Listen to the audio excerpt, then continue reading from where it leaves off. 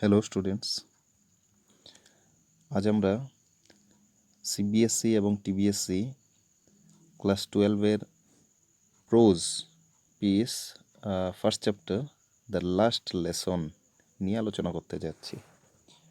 তো এটি একটি গল্প।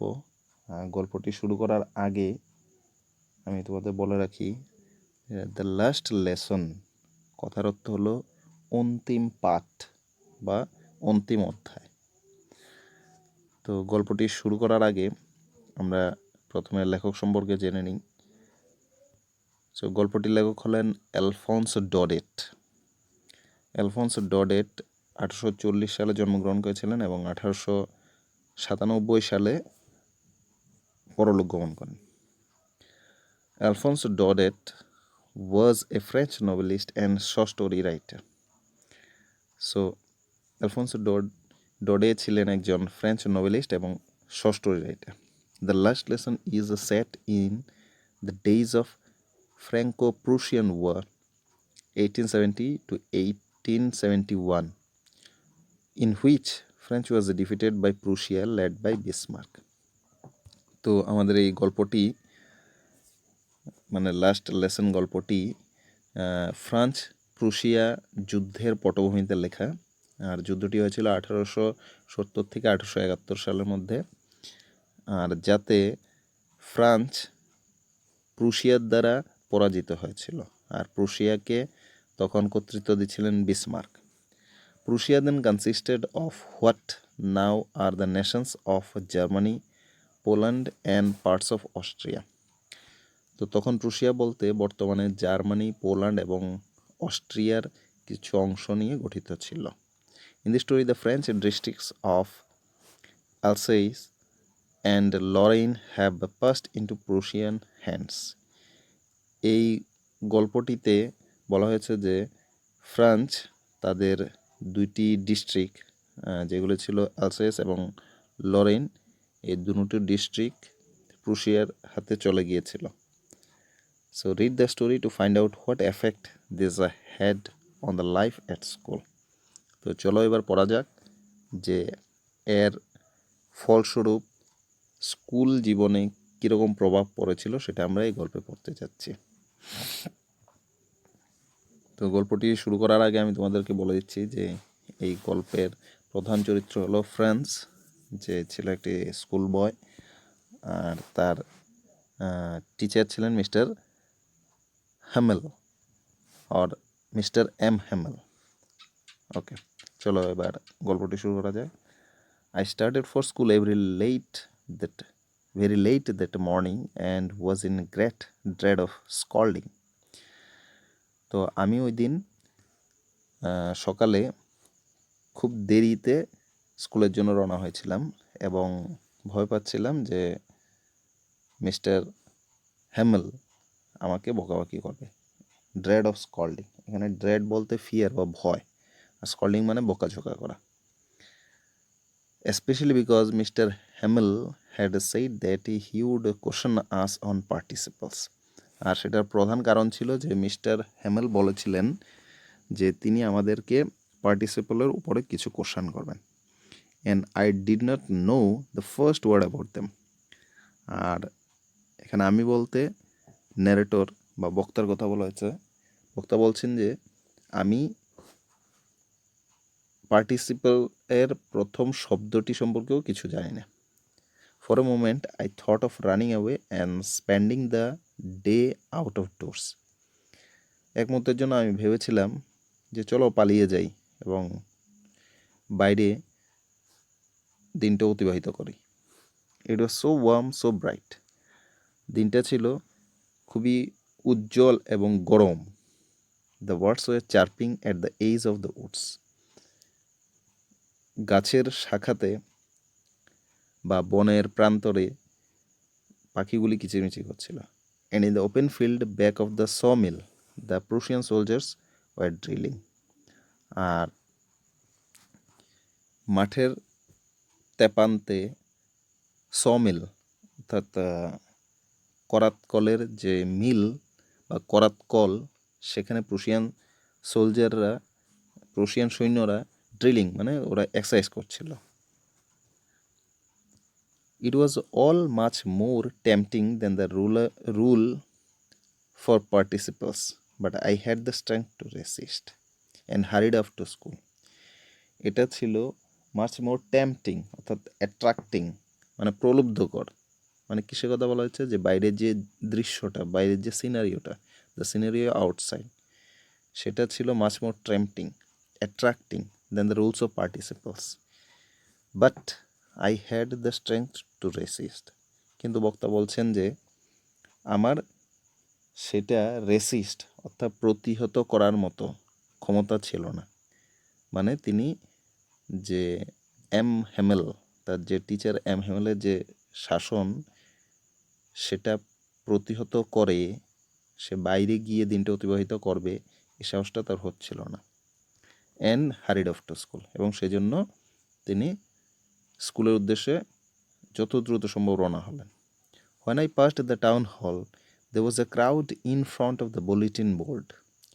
যখন আমি টাউন হলের পাশ দিয়ে যাচ্ছিলাম, আমি দেখলাম যে সেখানে বুলেটিন বোর্ড বলতে সাধারণত নোটিশ বোর্ডের কথা বলা হয়েছে।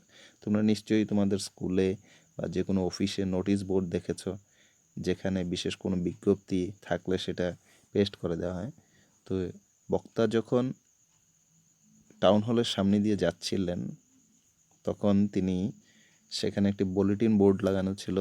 আর আগেকার দিনে তো নিউজ পেপারের, এখনকার দিনে যেমন নিউজ পেপার আমাদের বাড়িতে রোজ দিন সকালে চলে আসে, তখন সেরকম ছিল না। তখন যে কোনো বিশেষ ফরমান বা যে কোনো বিশেষ বিজ্ঞপ্তি থাকলে সেটা বুলেটিন বোর্ডে লাগিয়ে দেওয়া হতো। তো তিনি যখন যাচ্ছিলেন তখন তিনি ওই বুলেটিন বোর্ডের সামনে খুব ভিড় দেখতে পেলেন। For the last 2 years all our bad newses had come from there. তো বক্তা বলছেন যে বিগত 2 বছর ধরে আমাদের যত ব্যাড নিউজ মানে যত খারাপ নিউজ সব কিছু ওইখান থেকে আসতো। ওইখান থেকে বলতে বুলেটিন বোর্ড থেকে ওনারা জানতে পারতেন। তো নিউজগুলি কী ছিল?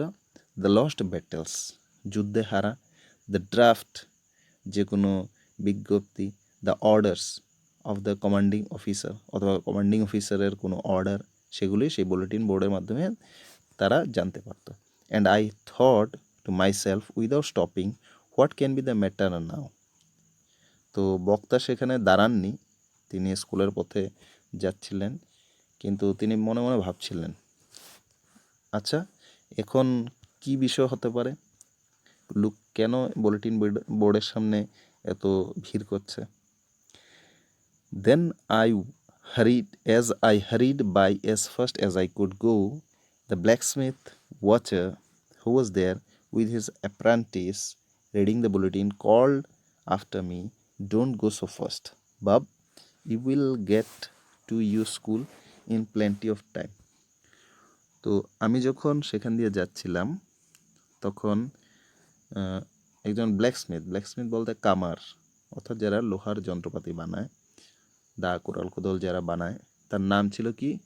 নাম ছিল ওয়াচার। তো ওয়াচার আমাকে দেখে বলল, এবং তার সাথে ছিল একজন অ্যাপ্রেন্টিস মানে ট্রেইনি, মানে যে তার থেকে শিক্ষা নিচ্ছে। তো সে বক্তাকে দেখে বলল যে ডোন্ট গো সো ফাস্ট বাপ। এখানে বাপ বলতে কোনো শিশুকে আমরা যখন আদর করে বা ভালোবেসে যেভাবে বলি, সেভাবে বাপ বলতে এখানে ভালোবাসার সূচক একটা সম্বোধন বুঝিয়েছে। You will get to your school in plenty of time. বলো যে এত তাড়াহুড়া করার কিচ্ছু নেই বাব, তুমি সময় মতো তোমার স্কুলে পৌঁছে যেতে পারবে, এখনও অনেক সময় আছে, প্ল্যান্টি অফ টাইম। আচ্ছা, I thought he was making fun of me and reached M. Hammel's little garden all out of breath. তো ওনার কথা শুনে আমি ভাবলাম যে হয়তোবা উনি আমাকে নিয়ে মানে হয়তোবা উনি আমাকে নিয়ে কোনো রকমের বিদ্রূপ করছেন। সেজন্য আমি কি করলাম, প্রাণপণে দৌড়ে গিয়ে মিস্টার হ্যামেলের লিটল গার্ডেন অর্থাৎ মিস্টার হ্যামেলের বাগানের কাছে গিয়ে পৌঁছলাম। Usually when school began, there was a great bustle. এখানে বাসেল বলতে বুঝিয়েছে র্যাম্পেজ বা ছোটাছুটি। যখনই স্কুল শুরু হতো তখনই স্কুলের মধ্যে, তোমরা যখন স্কুলে যাও দেখতে পাও যে স্কুলের মধ্যে ছাত্রছাত্রীদের একটা ছোটাছুটি থাকে, which could be heard out in the street, the opening and closing desk, lessons repeated unison. আচ্ছা, তো এখানে লেখক বলছেন যখনই স্কুল শুরু হতো তখনই সেখানে একটা ছোটাছুটি ভাব থাকতো, যেটা নাকি রাস্তা থেকে শোনা যেত। The opening and closing desk, কিসের শব্দ? যে ডেস্কগুলি খোলা এবং বন্ধ করার শব্দ। Lessons repeated in unison, lessons repeated in unison. তো ইউনিসন বলতে এখানে মিক্সচার বা মিল বা সঙ্গতি।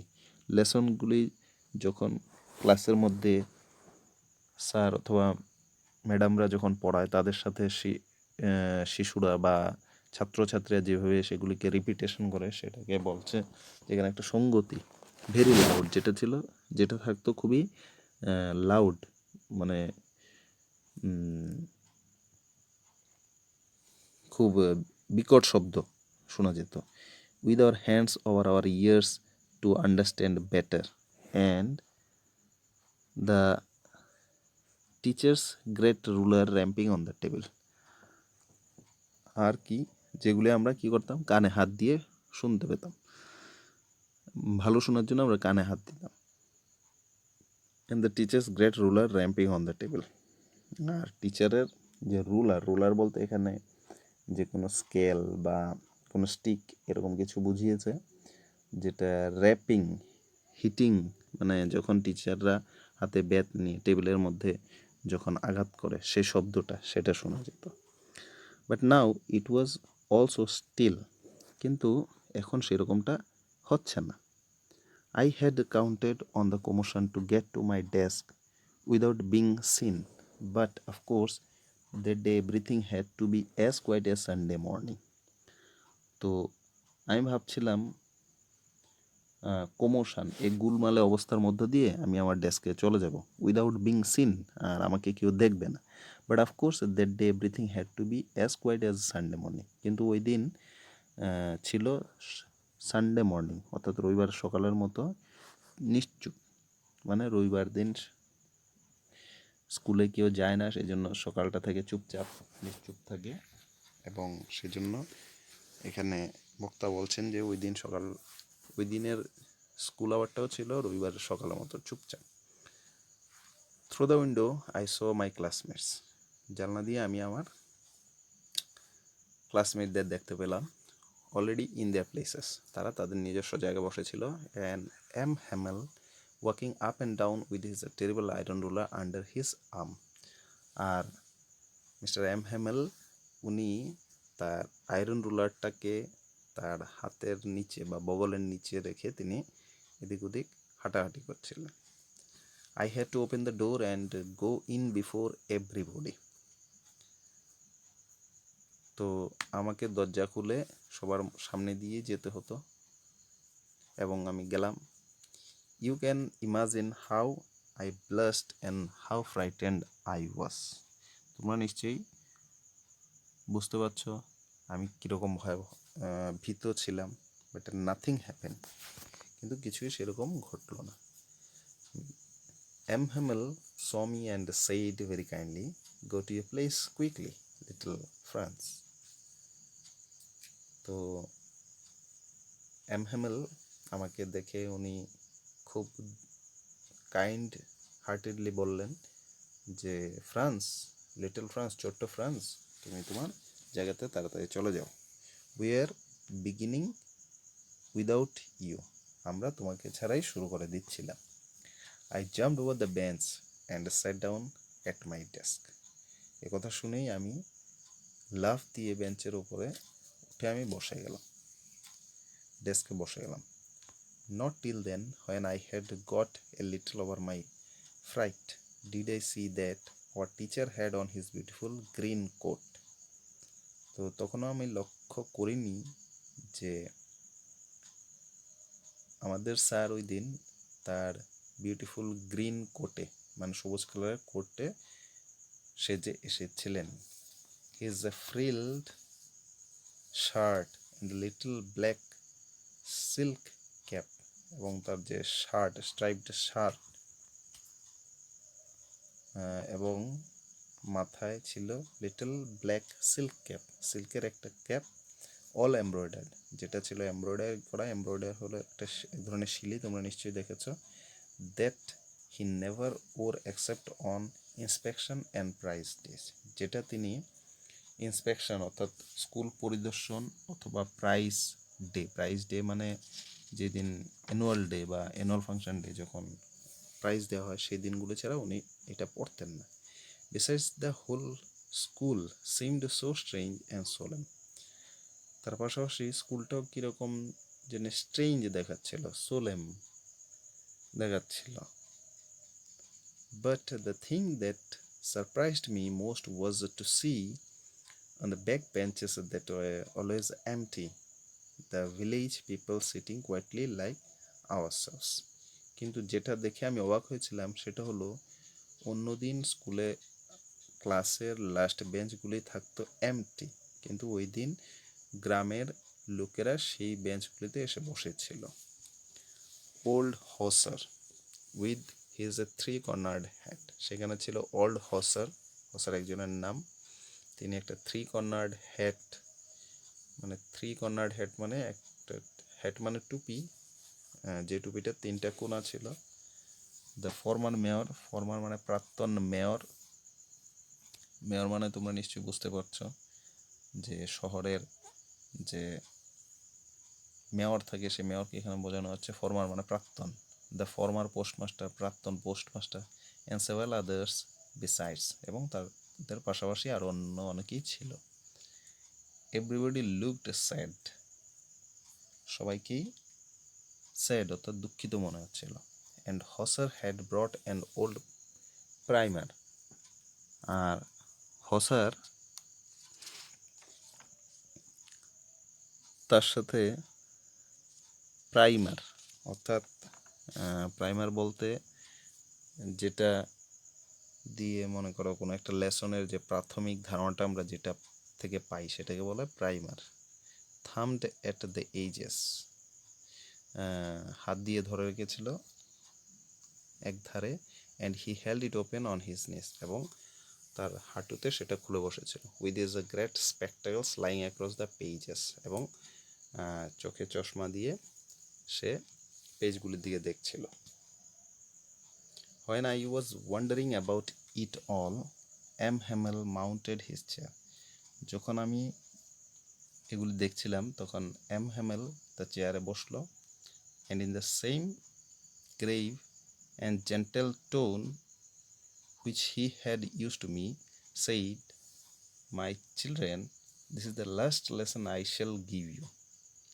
তখন তিনি খুব নম্রভাবে, নম্র গলায় তিনি বললেন, মাই চিলড্রেন, আমার ছাত্রছাত্রীরা, this is the last lesson I shall give you, এটাই তোমাদের শেষ পাঠ যেটা আমি তোমাদেরকে দিতে যাচ্ছি। The order has come from Berlin to teach only German in the schools of Alsace and Lorraine. তো আমার হাতে বার্লিন থেকে একটি অর্ডার এসে পৌঁছেছে। বার্লিন মানে ক্যাপিটাল অফ জার্মানির ক্যাপিটাল। সেখান থেকে একটা অর্ডার এসে পৌঁছেছে যে অ্যালসেইস অ্যান্ড লরেইন হলো নর্থ ইস্টার্ন ফ্রান্সের দুইটা ডিস্ট্রিক্ট বা রিজন বলতে পারি, সেই স্কুলগুলিতে এখন থেকে আর ফ্রেঞ্চ পড়ানো হবে না। The new master comes tomorrow, কালকে তোমাদের নতুন শিক্ষক মহাশয় আসছেন। This is your last French lesson, এটাই হলো তোমাদের শেষ French class. I want you to be very attentive, আমি আশা করি তোমরা সবাই খুব মনোযোগী হবে। What a thunderclap this words were to me, তার শব্দগুলি আমার কাছে বজ্রসম মনে হলো। বজ্র মানে বাজ, বৃষ্টির সাথে যে বাজ আসে সেটাকে বজ্র বলা হয়। তো সেটা বক্তার কাছে বজ্রসম মনে হলো। কি? এম হ্যামেলের কথাগুলো। ও the wretches, that was what they had put up at the town hall. তখন আমি মনে মনে ভাবলাম, ও আচ্ছা, সেটাই সেই টাউন হলের সামনে বক্তা যখন আসছিলেন সকালবেলা বুলেটিন বোর্ডের সামনে দিয়ে লোকে যেটা ভিড় করে পড়ছিল সেটাই তাহলে সেখানে লাগানো হয়েছে। My last French lesson. Why? I hardly knew how to write. I should never learn anymore. I must stop there. Then. তো লেখক ভাবলেন, আমার শেষ ফ্রান্স লেসন এটা কেন? I hardly new how to right, আমি এখনও কীভাবে লিখে সেটাই ঠিকভাবে জানি না। I should never learn anymore, আমি কি তাহলে আর ফ্রান্স শিখতে পারবো না? আই মাস্ট স্টপ দেন, তাহলে আমাকে এখানেই থেমে যেতে হবে।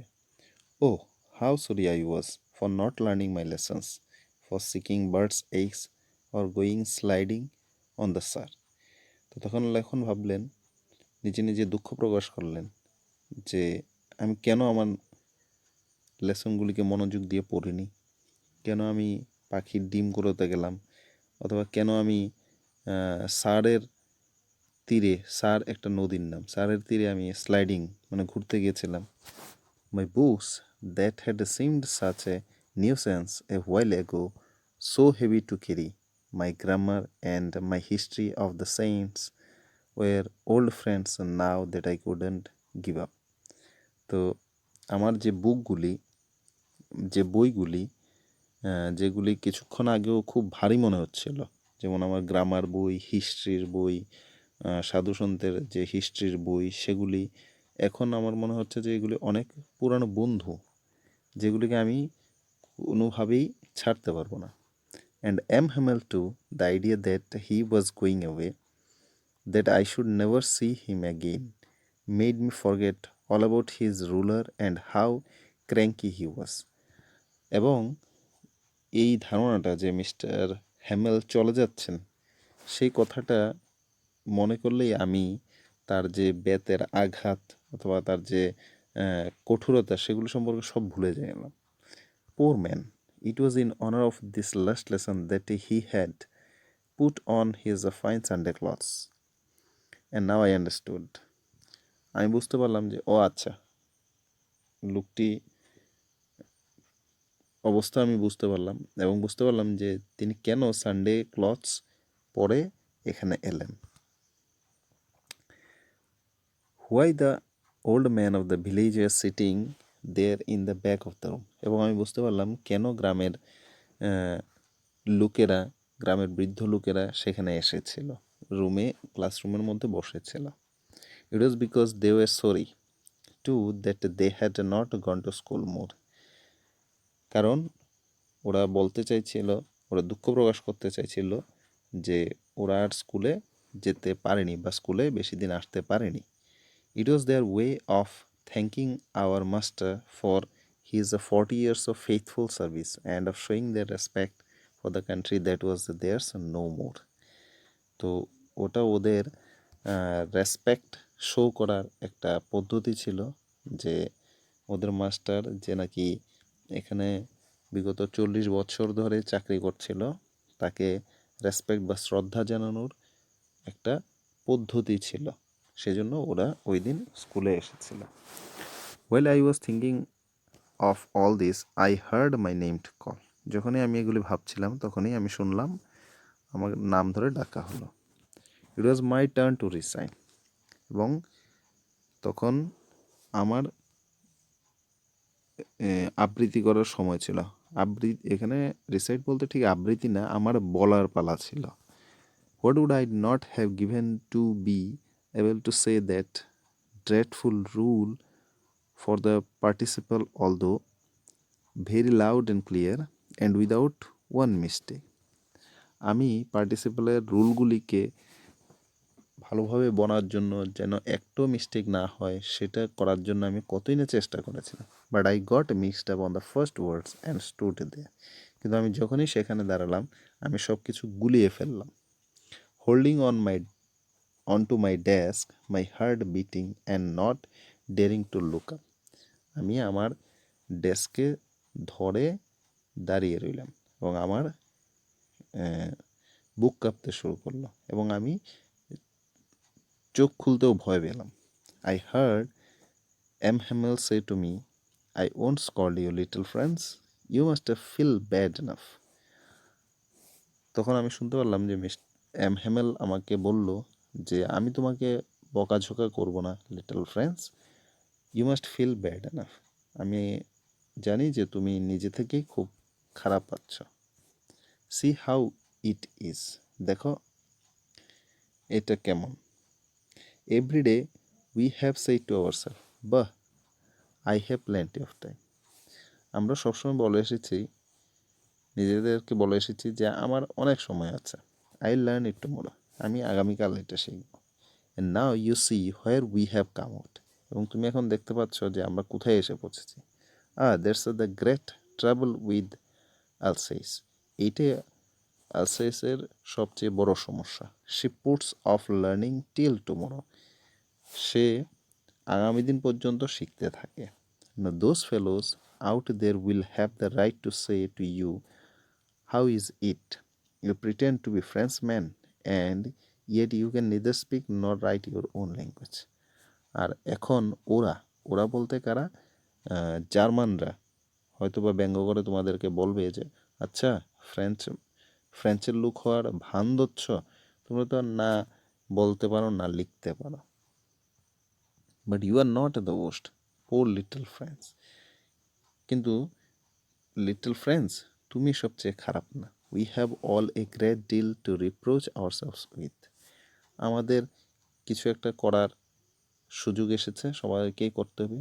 You parents were not anxious enough to have you learn, আসলে তোমাদের অভিভাবকরাই সে সম্পর্কে সচেতন ছিল না। They prefer to put you work on a farm or at the mills so as to have a little money more. তারা তোমাদেরকে স্কুলে আসার থেকে ফার্ম বা কোনো মিলে পাঠানোটা বেশি ভালো মনে করতো, কারণ কি ওইখানে গেলে কিছুটা টাকা বেশি আয় হবে সে ভেবে। অ্যান্ড আর আমি, I have been to blame also, আমি নিজেকে নিজে ব্লেম করছি।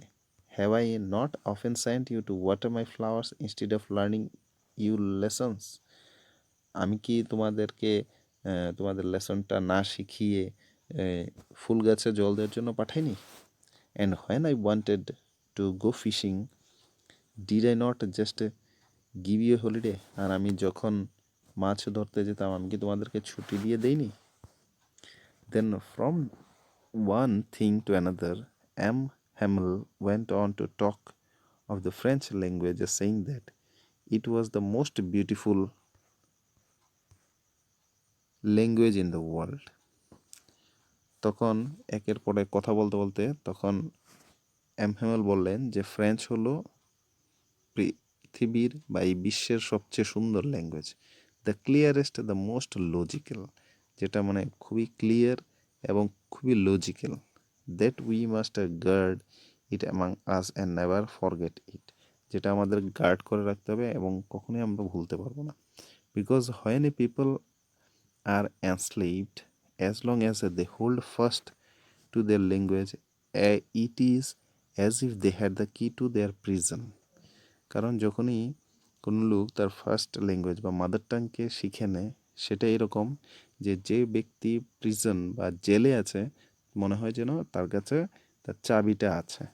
দেন he opened a grammar and read us our lesson, তারপর তিনি একটা গ্রামার বই খুললেন এবং আমাদেরকে সেটা পড়ালেন। I was amazed to see how well I understood it, এবং আমি অবাক হয়ে রইলাম যে আমি কত ভালোভাবে সেটা বুঝলাম। All he said SIM so easy, so easy, যাই তিনি বলেছিলেন সবগুলি আমার কাছে খুবই সরল মনে হয়েছিল। I think to that I had never listened so carefully, আমার মনে হলো যে আসলে আমি কোনোদিন এত মনোযোগ সহকারে শুনিনি। And that he had never explained everything with so much patient, এবং তিনিও কখনো এত ধৈর্য সহকারে সব কিছু বলেননি। It seemed almost as if the poor man wanted to give us all he knew before going away, and to put it all into our heads at one stroke. এবং এটা মনে হচ্ছিল যে লোকটি আমাদেরকে যাওয়ার পূর্বে সব কিছু শিখিয়ে যেতে চেয়েছিলেন এবং তিনি সব কিছু এক মুহূর্তের মধ্যে আমাদের মাথায় ঢুকিয়ে দিতে চেয়েছিলেন। After the grammar we had a lesson in writing. Grammar পর আমাদের লেখার একটা পাঠ হলো। That day M Hamel had new copies for us written in a beautiful round hand. ওই দিন এম হ্যামেল আমাদের জন্য নতুন কিছু কপি নিয়ে এসেছিলেন, যেগুলিতে খুব সুন্দরভাবে লেখা ছিল French Alsace, France Alsace. They looked like little flags floating everywhere in the school room. ওইগুলি দেখে মনে হচ্ছিল যেমন ফ্রান্সের পতাকা চারিদিকে টাঙানো ছিল স্কুল রুমের মধ্যে। Hung from the rod at the top of our desk, যেগুলি আমাদের ডেস্কের উপর থেকে ঝুলানো ছিল। You ought to have seen how every one sat to work and how quiet it was. তুমি নিশ্চয়ই দেখছো যে সবাই কত মনোযোগ সহকারে কাজ করছে এবং কত শান্তভাবে কাজ করছে। The only sound was the scratching of the pens over the paper. শুধু যে শব্দটা শোনা যাচ্ছে সেটা হলো কাগজের উপর কলম দিয়ে লেখার শব্দ। Once some beetles flew in but nobody paid any attention to them. একসময় কিছু বিটেলস অর্থাৎ শুয়োপোকা বা গুবরো পোকা রুমের ভেতর ঢুকে গেল, কিন্তু কেউ সেটার দিকে মনোযোগ দিল না। Not even the latest ones who worked right on tracing their fish hooks. এমনকি যারা ছোট্টরা ছিল তারাও না, তারাও তাদের খাতার মধ্যে ফিশ হুক আগাতে ব্যস্ত ছিল, অর্থাৎ বড়শি আগাতে ব্যস্ত ছিল। As if that was a French too, মনে হচ্ছিল এটাও French. On the roof the pigeon cooed very low and I thought to myself will they make them sing in German even the pigeons. আর আমাদের ছাদের উপর কয়েকটা পায়রা ছিল যেগুলি খুব কম স্বরে ডাকাডাকি করছিল, কিন্তু আমি নিজেকে নিজে ভাবছিলাম যে ওরা কি পায়রাগুলিকেও জার্মান শিখিয়ে দেবে।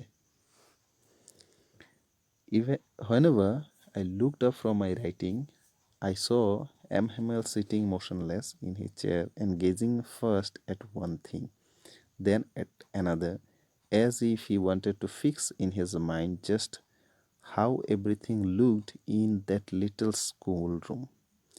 যখনই আমি ওনার দিকে দেখছিলাম তখন আমি দেখলাম যে মিস্টার হ্যামেল তিনি অশান্ত ছিলেন। তিনি চেয়ার এবং রুমের চারিদিকে তিনি দেখাদেখি করছিলেন এবং মনে হচ্ছিল যে তিনি সম্পূর্ণ স্কুল রুমটাকেই তার মনের মধ্যে বসিয়ে নিয়ে যেতে চান। Fancy, for 40 years he had been there in the same place with his garden outside the window and his class in front of him. তিনি ওইখানে 40 বছর ধরে চাকরি করছিলেন, with his garden outside the window and his class in front of him, just like that. বাইরের বাগান আর সামনের school. Only the desk and benches had been worn soothed. The walnut trees in the garden were taller. শুধু bench আর ডেস্কগুলি same আগের মতো আছে। ওয়েলনাট tree অর্থাৎ আখরোট গাছগুলি, বাগানের আখরোট গাছগুলি বড় হয়ে গেছে। And the hope vine that he had planted himself twined about the windows to the roof. Hope vine অর্থাৎ কিছু একটা লতা জাতীয় উদ্ভিদ যেটা উনি লাগিয়েছেন, সেটা বড় হয়ে জ্বালানায় পেঁচিয়ে ছাদে উঠে গেছে। How it must have broken his heart to leave it all, poor man. Franz ভাবলেন যে এগুলি ছেড়ে উনি চলে যাবেন, কি কষ্ট করে না ব্যাপারটা। লোকটি কত দরিদ্র। এখানে দরিদ্র বলতে ওনার অবস্থাটাকে বোঝানো হয়েছে। To hear his sister moving about in the room above packing their trunks, for they must leave the country next day. যখন উনি শুনছিলেন যে ওনার বোনরা পরের দিন ওদেরকে এই দেশ ছেড়ে চলে যেতে হবে, সেজন্য ওরা প্যাকিং করছিল, ওদের ট্রাঙ্কগুলি প্যাকিং করছিল। But he had the courage to here every lesson to the very last. কিন্তু তার মধ্যে ততটুক সাহস বা দৃঢ়তা ছিল যে তিনি ওই দিন ক্লাসের ছেলেদের সবটা লেসনই শেষ করে যাবেন। After the writing we had a lesson in history. লেখা শেষ হওয়ার পর আমরা ওই দিন একটা হিস্ট্রি লেসন করলাম। অ্যান্ড দেন দ্য বেবিস চ্যান্টেড দেয়ার বা বি বি বো বু। এবং তারপর অন্যদিকে যে ছোট বাচ্চারা ছিল ওরা তাদের নিজস্ব স্বরে গান গেতে লাগলেন। Down there at the back of the room, old Hauser had put on his spectacles and holding his primer in both hands, spelled the letters with them. আর পেছনের বেঞ্চে বসা ওল্ড হসার, বৃদ্ধ হসার, তার স্পেকটাকেল অর্থাৎ চশমা পরে হোল্ডিং হিজ প্রাইমার, প্রাইমার মানে ছোটদের যে বই যেটাতে প্রাথমিক ধারণা পাওয়া যায়, তার দুই হাত দিয়ে সেই বইটা ধরে spelled the letters with them, সেই লেটারগুলি স্পেলিং অর্থাৎ উচ্চারণ করছিল। You could see that he too was crying, his voice tremble with emotion, and it was so funny to hear him that we all wanted to laugh and cry. তুমি দেখতে পাচ্ছ যে সেও কান্না করছে। His voice trembled with emotion, এবং তার স্বরটাও ছিল কাঁপা কাঁপা, কারণ সেও ছিল emotional. And it was so funny to hear him that we all wanted to laugh and Cry. আর এগুলো শুনতে এতই ফানি অর্থাৎ হাস্যকর মনে হচ্ছিল যে আমরা হাসতেও চাইছিলাম এবং আমাদের কান্নাও পাচ্ছিল। How well I remember it, the last lesson. তো বক্তা বলছেন যে সেই লেসনটা আমার এখনো মনে আছে। All at once the church clock struck 12। তখনই চার্চের ঘড়িতে 12টা বাজার ঘন্টা বাজলো। দেন দ্য অ্যাঞ্জেলাস, এবং তখন আমাদের প্রেয়ার হলো। At the same moment the trumpets of the Prussians returning from trail sounded under our windows. এবং আমাদের জানলার নিচে থেকে প্রুশিয়ানদের যে ট্রাম্পেট অর্থাৎ প্রুশিয়ানদের বাঁশির আওয়াজ শোনা যাচ্ছিল, ওরা ড্রিল করে ফিরছিল। M Hamel stood a very pale in his chair, I never saw him look so tall. M Hamel তখনই তার চেয়ারের উপর দাঁড়িয়ে গেলেন এবং তাকে ধূসর দেখাচ্ছিল, এবং আমি তাকে কখনো এত লম্বা দেখিনি। মাই ফ্রেন্ডস, সেইড হি, তিনি বললেন, বন্ধুরা। আই, আমি, but something choked him, he could not go on. তিনি কিছু একটা বলতে চাইছিলেন কিন্তু বলতে পারছিলেন না। Then he turned to the blackboard, took a piece of chalk, and bearing on with all his might, he wrote as large as he could. তখন তিনি বোর্ডের দিকে, ব্ল্যাকবোর্ডের দিকে মুখ করে হাতে একটি চক নিয়ে যত বড় করে পারেন তত বড় করে তিনি লিখলেন, ভাইভ লা ফ্রান্স, অর্থাৎ long live France. Then he stopped and leaned his head against the wall. তারপর তিনি লেখা থামিয়ে ওয়ালের দিকে মাথা নত করে দাঁড়িয়ে রইলেন। And without a word he made a gesture to us with his hand. এবং কোনো শব্দ না করে তিনি তার হাত দিয়ে আমাদেরকে দেখিয়ে বললেন, school is dismissed, you may go. School আজকের জন্য এখানেই সমাপ্ত, তোমরা যেতে পারো।